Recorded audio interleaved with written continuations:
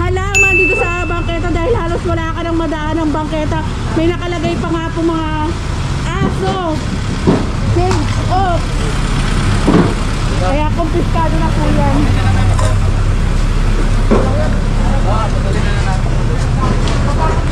Wala na tayong madaan ng bangketa.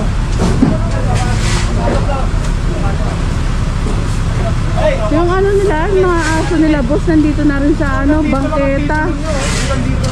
Eh tinuturo ni Sir Richard kung hanggang saan ang titulo nila. Kaso ako pa doon na ang bangketa.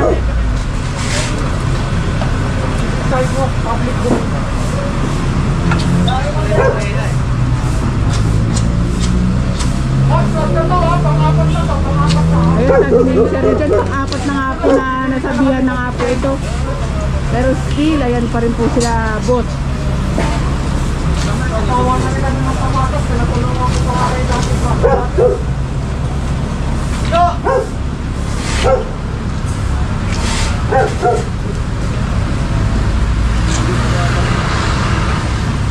Ayan sila, lalabas pa po kasi nila boss. Ito kanila para makita rin siguro ng mga mamimili. But still, hindi na rin po nila sakop itong ano, bangketa.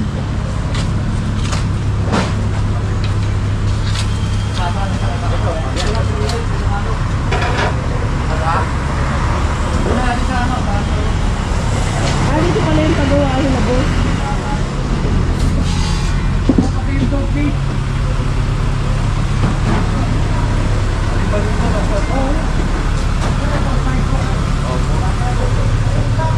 Develop na sidewalk dito.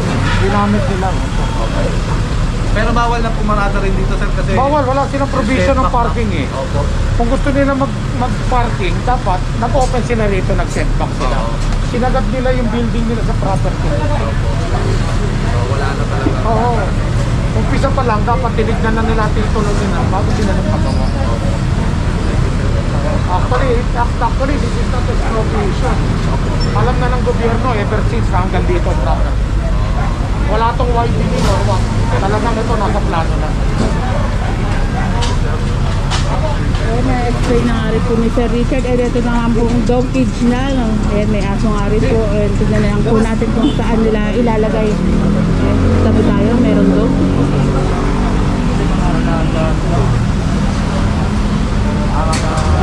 Bakit kaya gano'n ang mga kabungsis? Yung mga alaga nilang aso, inilalagay pa nila sa labas. Yung safety na nga rin po ng mga aso rin mga kabungsis na sana ilagay na nga lang rin po sa maayos na lugar, hindi sa labas.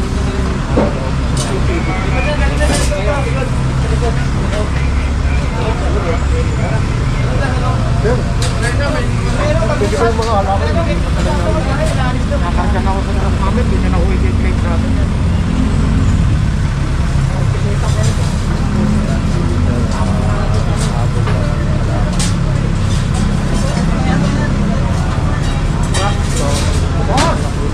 Siguro ko na kung hanggang saan ang titulo ninyo ha.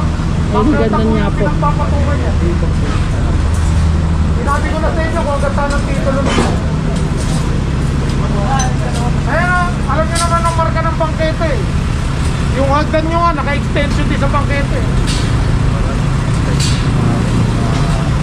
Ito po hagdanan nila boss na ano, ako pa doon na nga rin yung bangketa.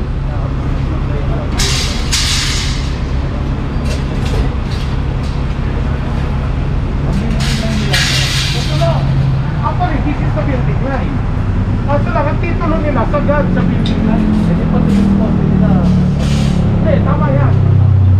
Actually, ito, extension na lang ito. Kaya nito mo, from the building line, ang provision niya, 1 meter lang. Opo. So, tingnan mo, nagdugtong na lang siya rito. Dugtong na lahat yung ano pinag-po. Opo. Thank you. Ito, extension din to. Dapat doon na sila mag-uumpisa. Oo, dapat dito sila nagsimula ng spell. Opo. Hindi nga sila nag-setback eh. Ito, pasok na na.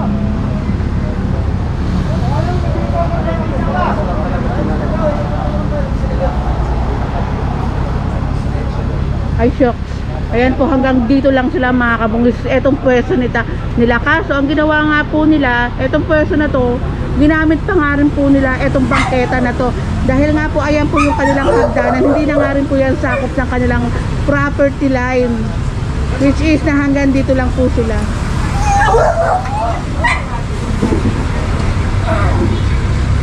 Eh, tinutulungan pa rin po ng ating MMDs kung sa pagpasok nga po na itong mga obstruction dito sa bangketa.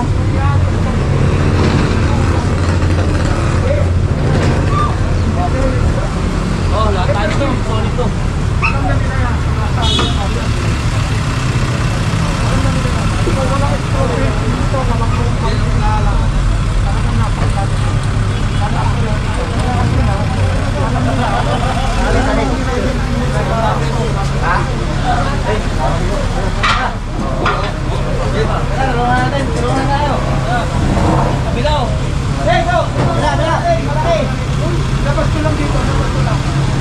Makita lang ang ano, bangketa, ilabas nila ang bangketa.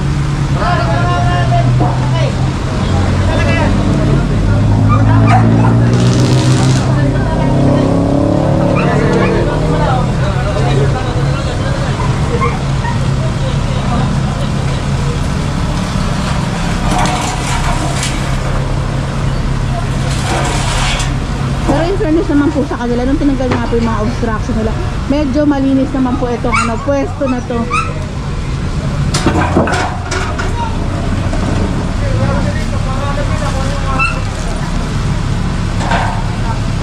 Ay no.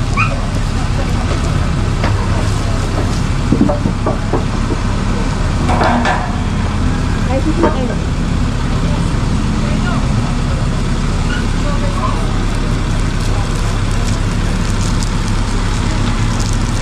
Ay, nilalagay naman po muna dito mga kabungismi para ipasok na nga rin po sa loob.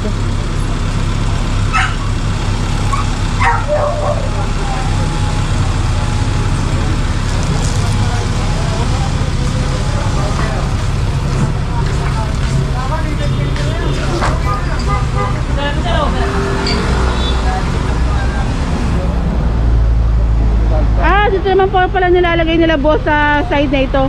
Pakita ko lang sa inyo mga kabungismi.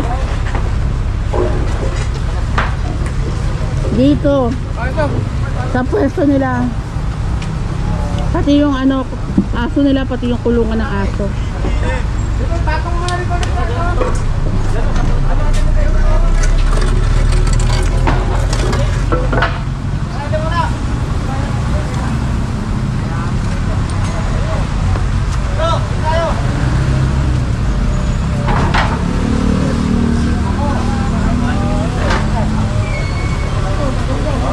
Dahil ito nga po yung poste.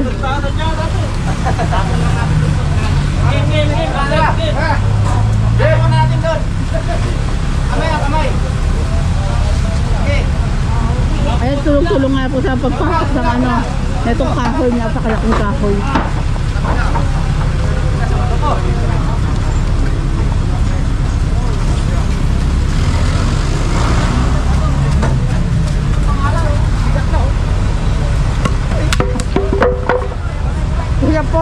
Siya po si Sir. Pero itong naman po ito, parang sa tingin ko buhuwang tambakan ng araw po ito dahil ang dami nga po mga kahoy.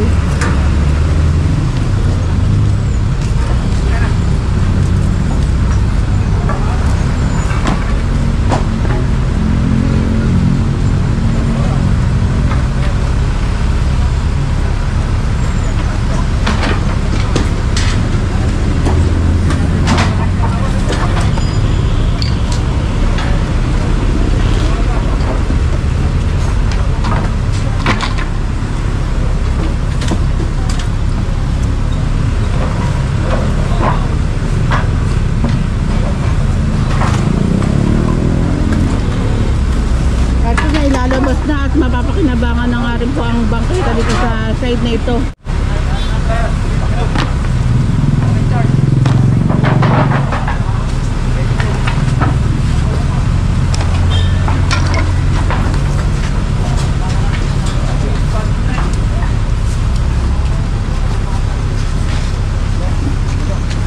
Ganda na ito.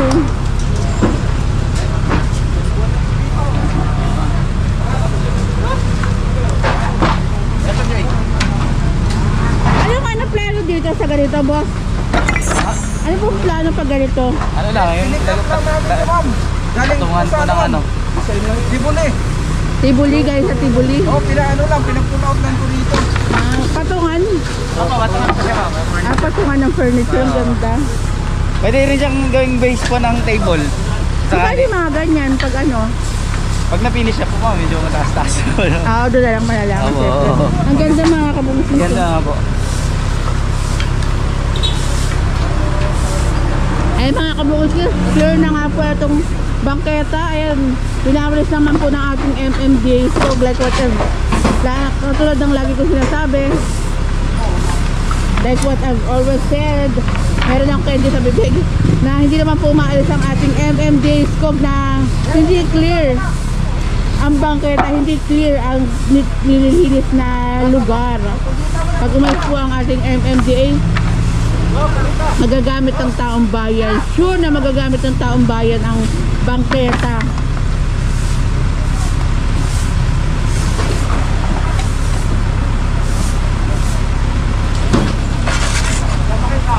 Ay kasi sa labas, dinagay naman nila dito sa ano na to, yung aso nila. Ang init pa naman.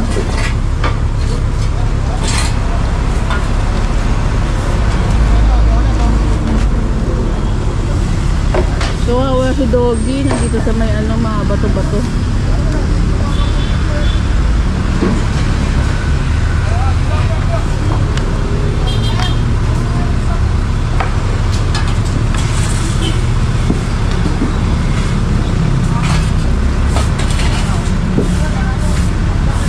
Ito pong mga nakalagay dito po inilagay sa side na ito.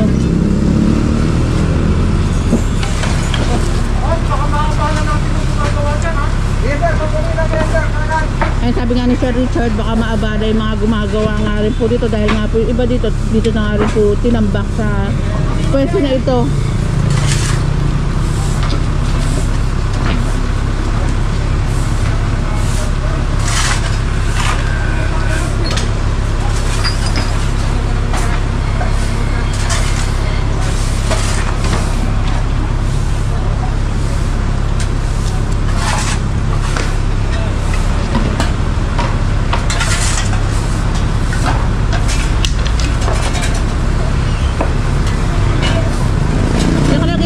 Upholstery services by Wood Shop.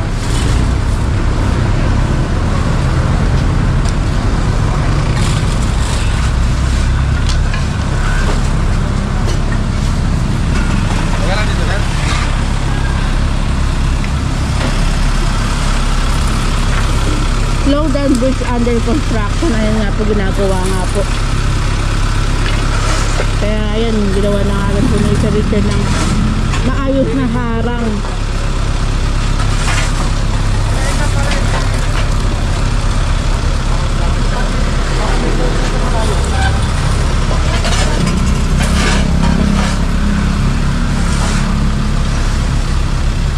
Ay, minsan hindi rin po maka-istorbo din po yung mga inilagay po nila sir dito sa side na to, yung mga gagawa nga po hindi may istorbo nga rin po. And ayan, nililinis na nga po ito mga nandito sa bangketa, mga lupa, mga bato, mga kalat na nakalagay nga po dito mga pinag-isa ng mga obstruction. And dito naman po tayo sa side na to, si boss naman po, ayan, nililinis ang bangketa.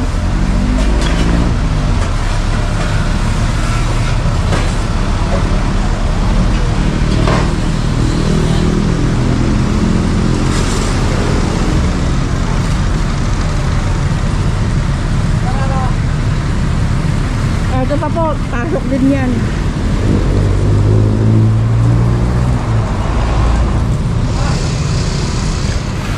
Ang ganda ng ano, ang ganda ng pinto. May mga kabungs, wala lang, ano ko lang pansin ko lang, ang ganda ng pinto. No? Ganda. Ayan mga kabungs, please, clear naman po yung area. Malinis po, wala naman mga obstruction dito sa bangketa. And magbabalik ang gusto lang dahil I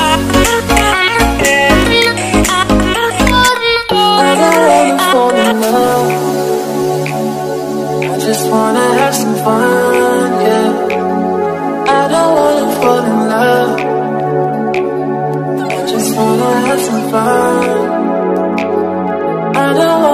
bottom